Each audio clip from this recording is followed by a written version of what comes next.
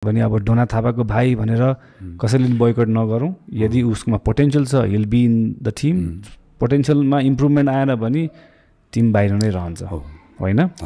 अनि नेपाली फुटबलको धमिरा भन्दाखेरि होइन अब जनताले चाहिँ तपाईँको नामले है डोना थापाले ल्याएको छैन, स्टाटस चाहिँ डोना थापाको मन पोल्यो किनभने फुटबलको लागि यत्रो कन्ट्रिब्युसन दिनुभएको मान्छे तपाईँ होइन। मलाई टु बी अनेस्टली रत्ति पनि मलाई मन पोलेन, किनभने त्यो बुझ्ने मान्छेले भन्नुभएको होइन।